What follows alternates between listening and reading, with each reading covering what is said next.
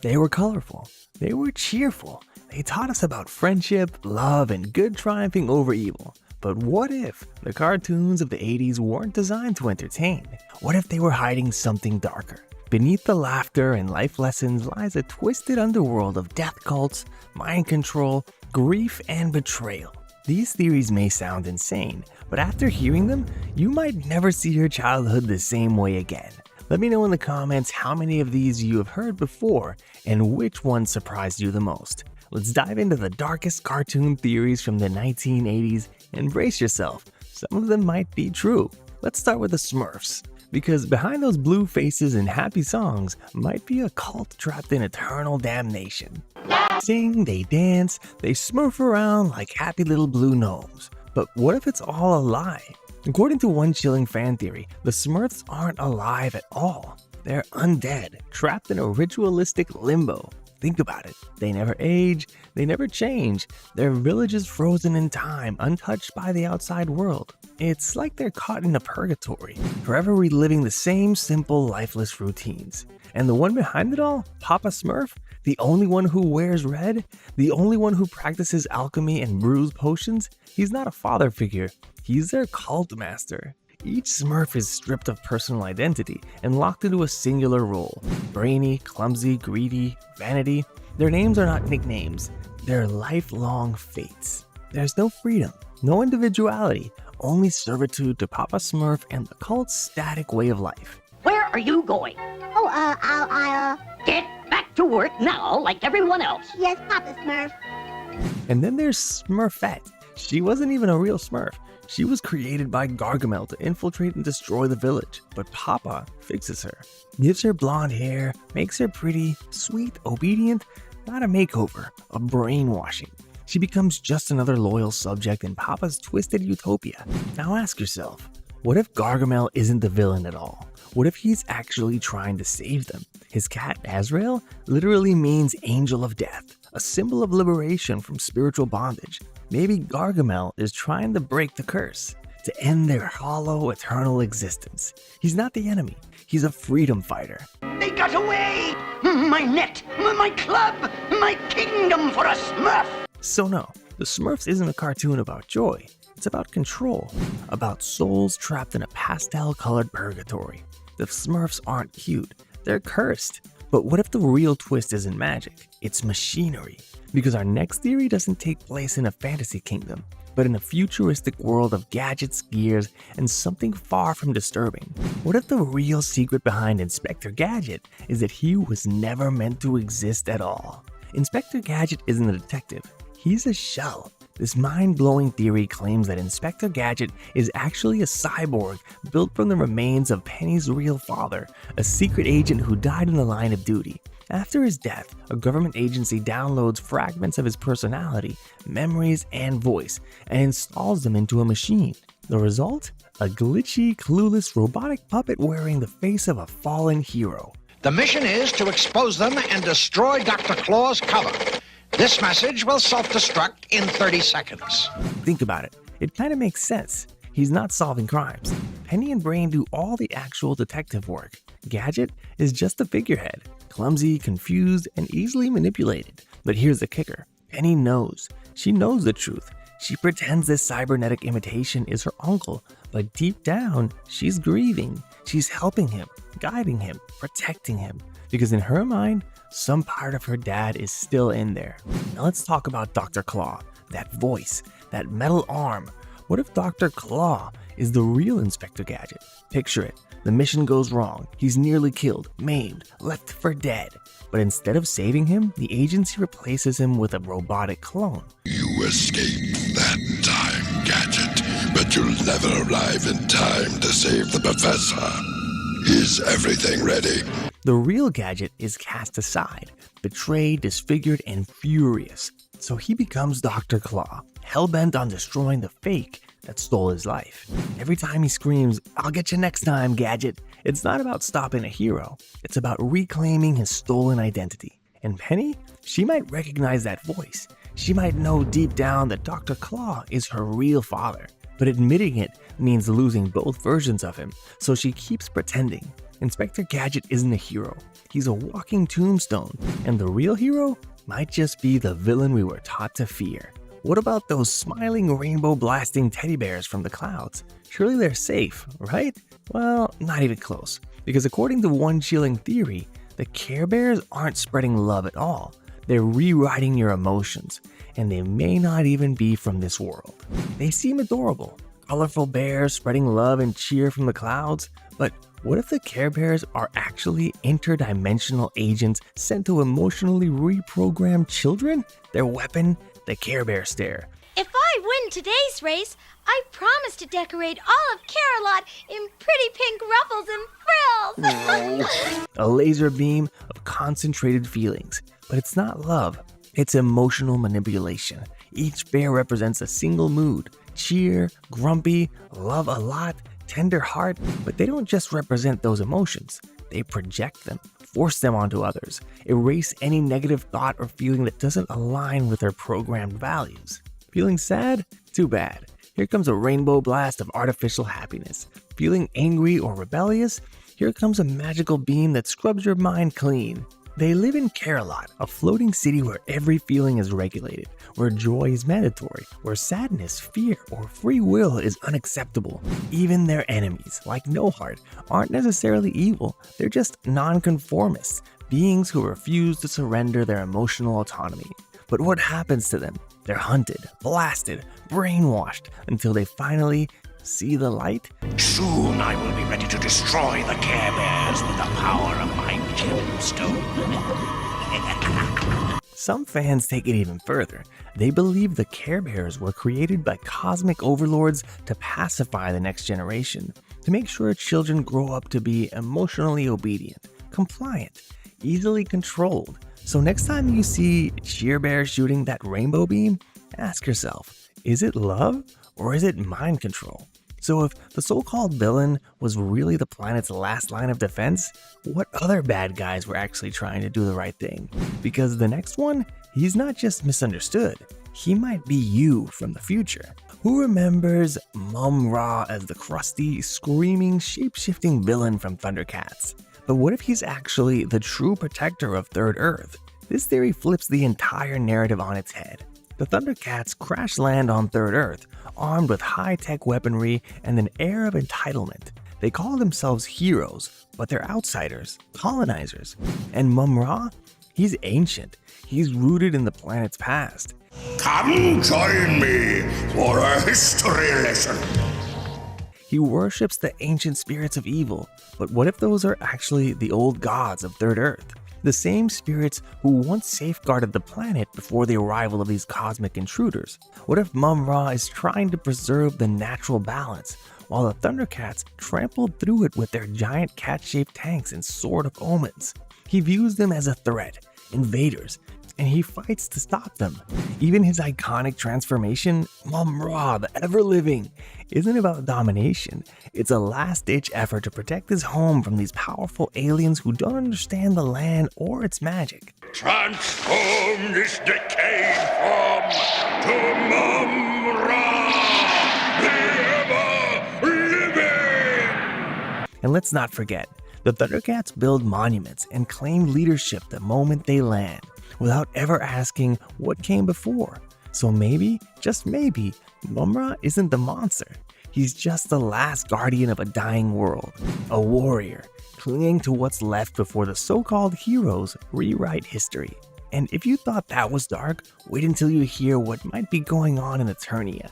Because the real battle in He-Man might not be good versus evil at all. It might be something way more personal and way more disturbing. Good versus evil, muscle-bound hero versus bone-faced villain. It's the eternal struggle in the world of Eternia. Or is it? One of the most twisted theories about He-Man is that He-Man and Skeletor are the same person. Two sides of a fractured soul, split by magic, trauma, or some ancient curse. Think about it. Both wield immense power. Both are drawn to Castle Grayskull. And they both say the same thing. I have the power! The theory goes that Prince Adam, after years of channeling the magic of Grayskull, becomes corrupted. His light side becomes He-Man, pure, strong, virtuous. But the darkness, the rage, The part of him that craves control and dominance? That becomes Skeletor. Skeletor isn't just a villain. He's a future version of Adam, a manifestation of what happens when power consumes the man. Going somewhere, Skeletor? Very well, He-Man. Another time? Their endless battle isn't good versus evil. It's a tragic inner war between man and monster, forever locked in conflict. Two beings destined to clash over and over and over, never realizing they were always the same person. And maybe that's why no one ever truly wins in He-Man. Because how can you destroy your enemy when your enemy is yourself? So next time you see He-Man raise his sword and shout, "By the power of Grayskull," ask yourself, what part of him is listening? Fiesta! Romance! Siesta! Samba! La Bamba! Ay, caramba! Come on in, it's time to party with Garfield and friends. Garfield and friends! Forget lasagna. Forget the snarky quips and the lazy cat routine. This theory flips everything you thought you knew about Garfield. In October 1989, Garfield fans opened the Sunday paper expecting another goofy gag. Instead, they were met with a week-long comic curveball that was unlike anything the strip had ever done. The food, John, OD, all gone. Garfield stood alone in a crumbling house surrounded by darkness, echoing silence and chilling captions like, "You have no idea how alone you are." It wasn't a joke. There were no punchlines, just existential horror. Many chalked it up to a surreal Halloween special, but others think it was a confession that deep down, this was the real Garfield. The theory? Garfield is actually starving to death in an abandoned house. John and OD have either left, moved out, or passed away. Oh, shh, Odie. Garfield needs to sleep. I have some shopping to do. Let's go out so Garfield can have some peace and quiet.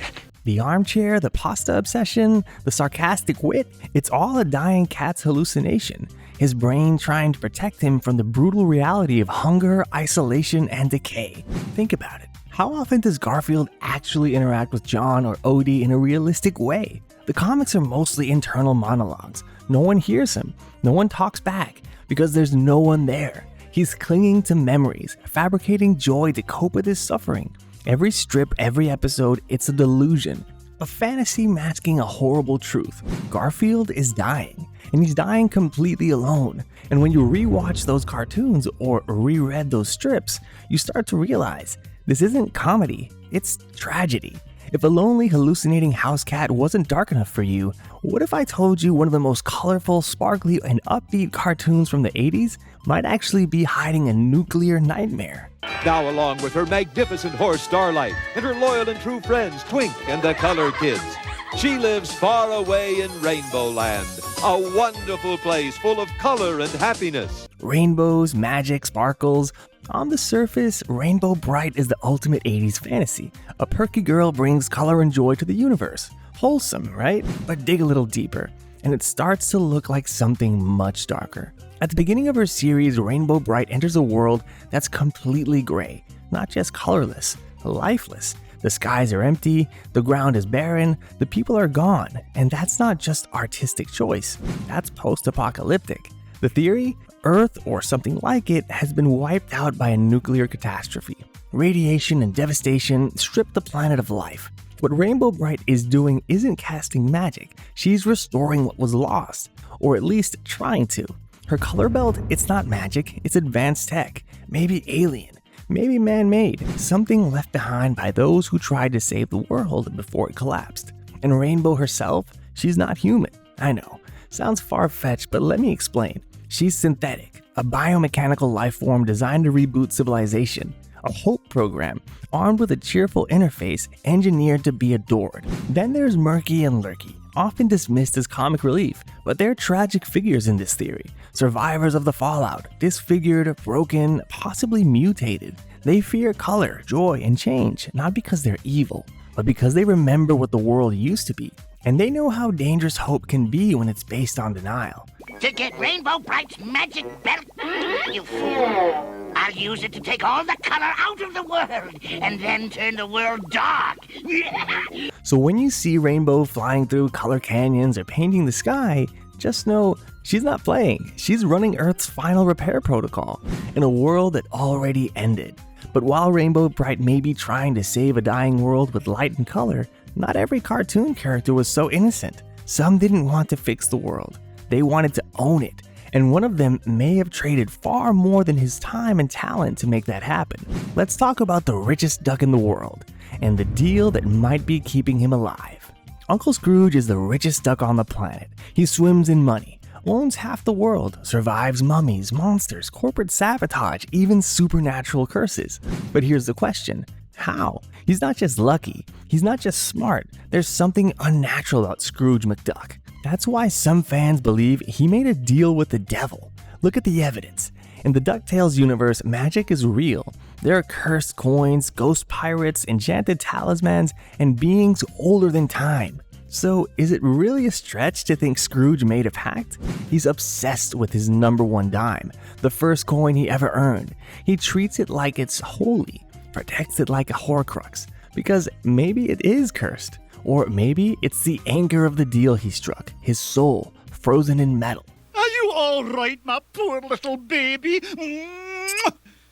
That shadow reminded me of someone sneaky and greedy. His money bin? Not just a vault, it's a prison, either hiding a demonic force he bound there or protecting himself from one that's waiting to collect. Why is Scrooge so obsessed with wealth? Because he has to be. If he lets go, even for a second, the deal breaks. Maybe that's why he never seems to age, why death never touches him. He bought time, but not forever. And deep down, he knows when the last coin falls, he's going straight to hell. But what if selling your soul wasn't the worst fate? What if you didn't even know you were dead? Because in our next theory, the heroes aren't cursed, they're ghosts. And they've been haunting your childhood this whole time without even realizing it. The Real Ghostbusters were the cool version of the Ghostbusters. Spiky hair, neon gear, jokes for days. But something always felt off. Egon's hair turned white. Peter acted like he was always on edge. And outside of Slimer, no one really seemed to notice them. What if that's because no one could? This theory says the Ghostbusters actually died early on, maybe in a mission gone wrong, and everything afterward, it's their purgatory. Say goodnight, fellas, because the real Ghostbusters are here to stay.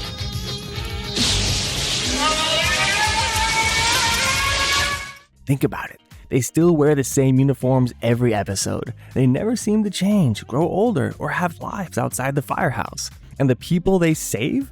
Mostly absent or unaware. What if they're ghosts who don't know they're dead, still busting spirits because they're too afraid to cross over themselves, fighting monsters as a way to fight their own fate? Slimer is the only one who really interacts with them because he can see them. The psychedelic colors, the surreal adventures, it's all a mental projection, a coping fantasy. The proton packs? Maybe they don't even work anymore. Maybe they're just props, reminders of a life they used to have. It's purgatory with a proton pack. They're not saving the world, they're trapped in it. Fighting ghosts while unknowingly being one? That's tragic. But what if the real horror isn't from the afterlife? It's from the battlefield. Because in our next theory, the villains weren't who you thought they were. Everything you knew about the good guys and bad guys could have been a carefully crafted lie. And the so-called terrorists? What if they were the only ones telling the truth? Knowing is half the battle, right? Maybe the real battle was never what we thought. Cobra has always been portrayed as the ultimate villain. Pompous, ruthless, loud, but when you take a step back, things get murky. I apologize for our somewhat demanding hospitality, but I so long wanted to meet you. Who are you? I am the Supreme Commander of Cobra. This theory says Cobra wasn't evil.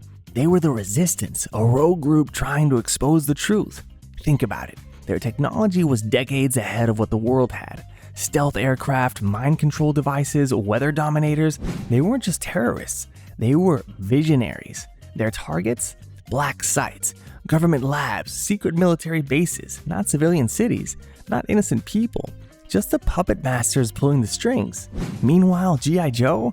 A team backed by a shadowy global organization, unlimited budget, classified missions, total immunity? They never answer questions. They just neutralize threats. What if we were the ones being manipulated? What if Cobra Commander wasn't just trying to conquer the world, he was trying to free it? Even their name, Cobra, a symbol of awakening, of transformation. They weren't monsters, they were warning us. And maybe that's why G.I. Joe had to stop them. Not because they were evil, but because they were getting too close to the truth. So the next time you hear Yo Joe, ask yourself, were they heroes or just soldiers enforcing the status quo? Your powers combined, I am Captain Planet! Captain Planet, the mullet-rocking, pun-slinging eco-hero who shows up when 5 teenagers combine the powers of earth, fire, wind, water, and heart. But according to one eerie theory, he's not a hero at all. He's a vengeful god, an ancient elemental force barely contained by the Planeteers. Think about it. Gaia didn't create him. She summoned him, like some long-dormant deity, awakened only when the planet is pushed to its breaking point. He doesn't appear out of kindness. He appears out of necessity, out of wrath. His powers are natural disasters bottled into a blue-skinned humanoid with green hair and a serious grudge. And he's always just a little too intense. One minute he's gently cleaning oil off seabirds, the next he's flinging eco-villains into the stratosphere like it's Mortal Kombat and he's got infinite fatalities turned on. And when the Planeteers can't control him, Gaia sends him back. That's not a superhero, that's a ticking time bomb. It's like they're keeping a cosmic entity on a leash made of friendship and positive affirmations. But here's the disturbing part. What if Captain Planet isn't here to save us? He's here to judge us. The theory goes that the power of heart isn't just some feel-good nonsense. It's the final seal, the last spiritual lock keeping this elemental from wiping humanity off the map. Without it, there's no empathy, no restraint, just cleansing fire and wind and earth swallowing cities whole. And if you watch the show closely, something terrifying starts to emerge. Each time he's summoned, the balance gets a little harder to maintain. Each episode, he seems more agitated, less patient, more like a god who's fed up with his worshippers. That's why it's so important to burn less of those fuels that pollute the atmosphere and make Earth hotter. Can people stop this? We must. The power is yours. One day, maybe when the oceans rise too high or the smog blocks out the sun, he might snap. And this time, he's not saving the day. He's hitting reset because Captain Planet doesn't want to protect us anymore. He wants to erase us. But Captain Planet isn't the only cartoon with a terrifying hidden truth. What if I told you one of the most wholesome cartoon shows, one where a little boy explores the world using his imagination, is actually a psychological study in childhood trauma? Because in Bobby's world, it's not just make-believe. It might be the only way he can survive. Let me explain.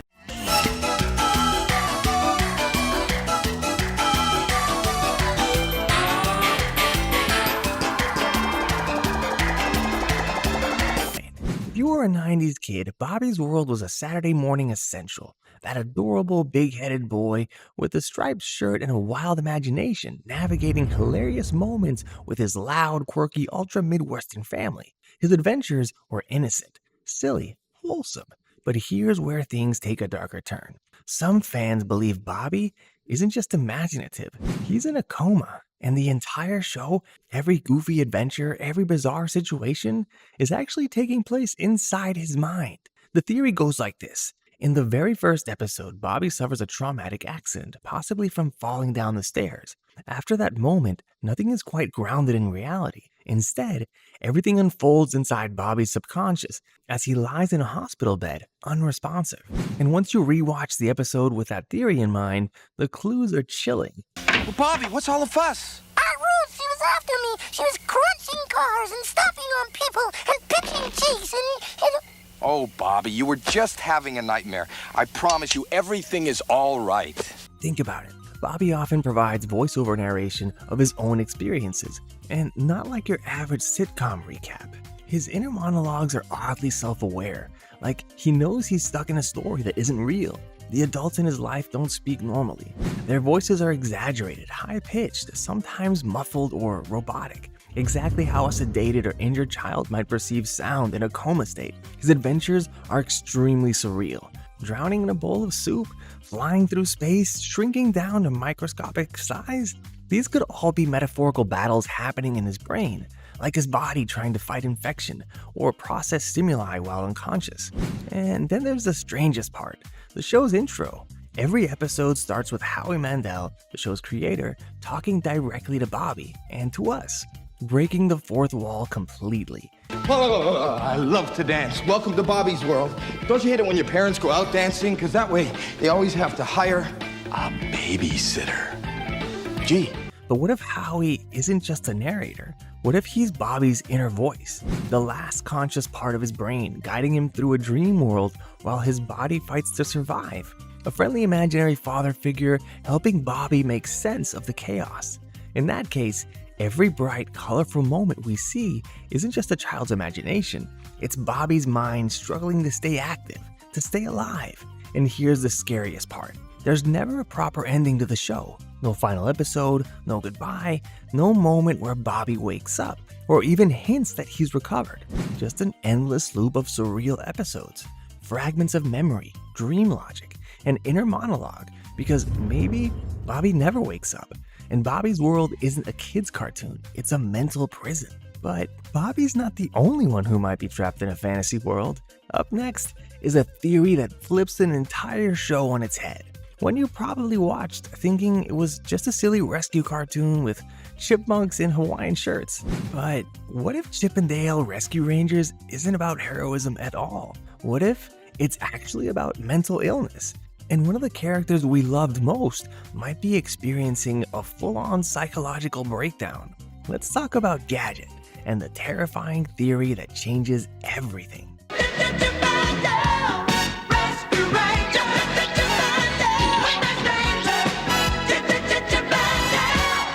You remember Rescue Rangers as fun, silly Saturday morning chaos. Chip and Dale dressed like Indiana Jones and Magnum P.I., solving bizarre animal crimes with their scrappy little squad. But what if I told you they're not rescuers, they're survivors? This dark theory claims that the Rescue Rangers are actually a group of PTSD-ridden war veterans, psychologically fractured, trying to relive their past by inventing missions that help them avoid confronting their trauma. Let's break it all down.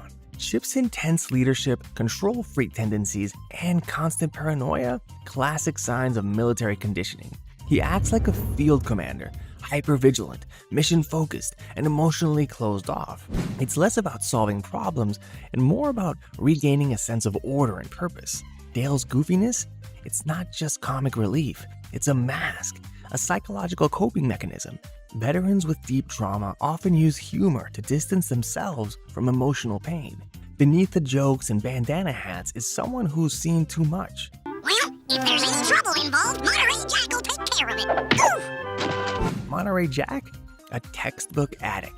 His obsession with cheese is played for laughs, but look again. He experiences withdrawal symptoms, tremors, hallucinations. He's in constant relapse. Swap cheese for heroin or alcohol, and his arc becomes disturbingly real.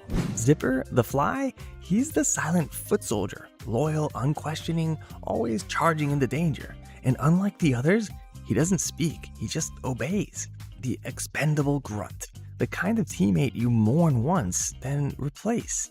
And Gadget, the genius inventor with wild eyes and manic energy, she builds entire aircrafts overnight, often without sleeping. She's brilliant, but burned out. Her behavior swings between hyper-focus and erratic bursts of emotion, possibly bipolar, definitely showing signs of chronic anxiety and workaholism. Poor Boots is surrounded. How are we gonna get him out of there? And then there are the villains. Fat Cat, Professor Nimnol. They're cartoonish, yes, but they never change. They're more like archetypes than actual threats.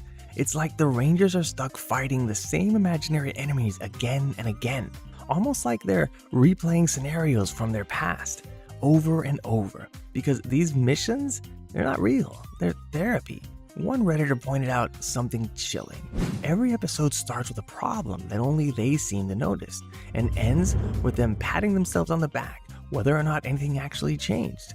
That's not heroism, that's ritual. They're not trying to fix the world, they're trying to fix themselves. And the scariest part? It might not even be working. Chip's control is slipping. Dale's laughter feels more forced.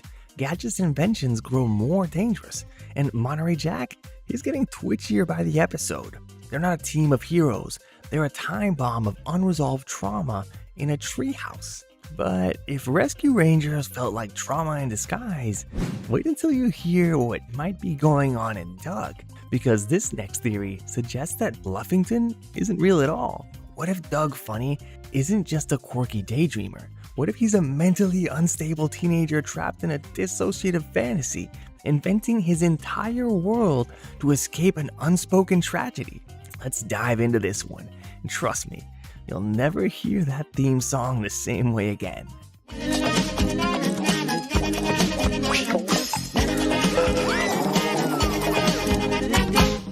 We all remember Doug, the shy, sweater-vested every kid with a big imagination, a loyal dog, and a crush on Patty Mayonnaise. On the surface, it's harmless, just a slice of life school stories, with Doug journaling his day and drifting off into superhero fantasies as Quailman.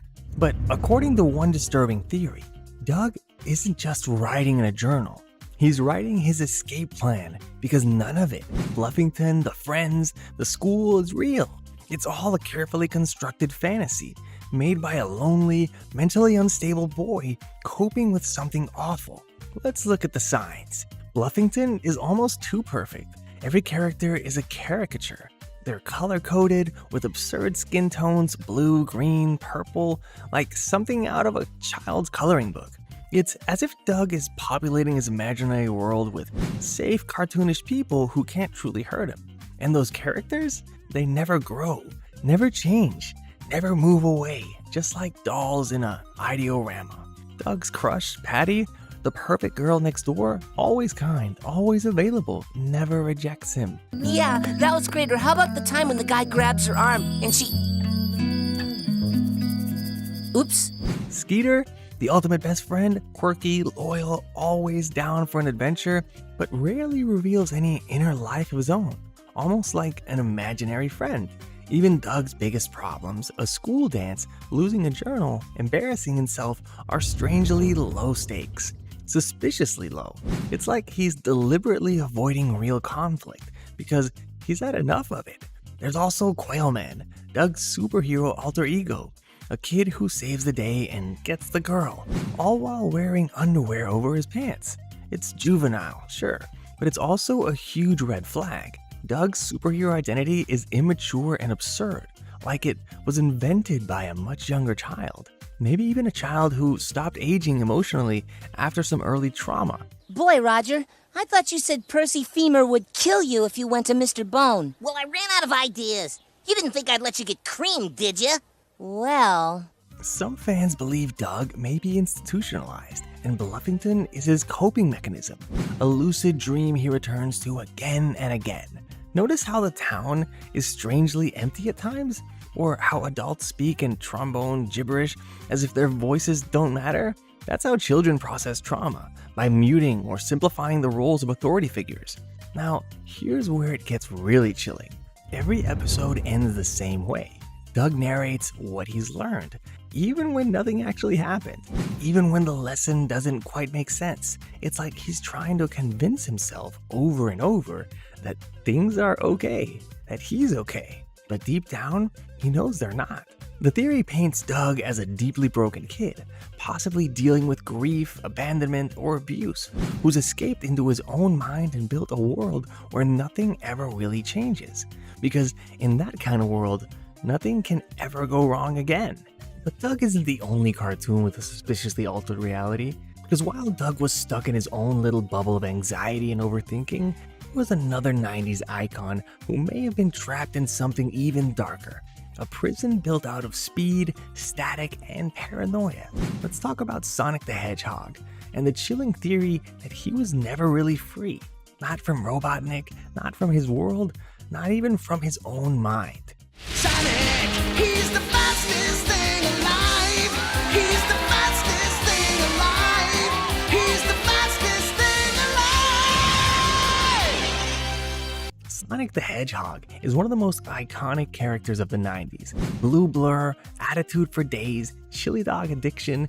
and an endless addiction to stop the evil Dr. Robotnik from turning innocent animals into robots. But one fan theory flips the whole franchise on its head.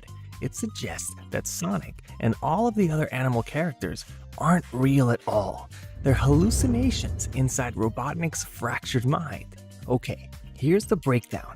In Adventures of Sonic the Hedgehog and Sonic Sat-AM, Robotnik is portrayed very differently. In one version, he's a goofy comic relief villain. In the other, he's a cold authoritarian dictator ruling over a dystopian future.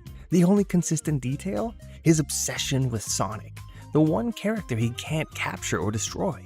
Before this day is done, you and the power rings will be right in the palm of my hand.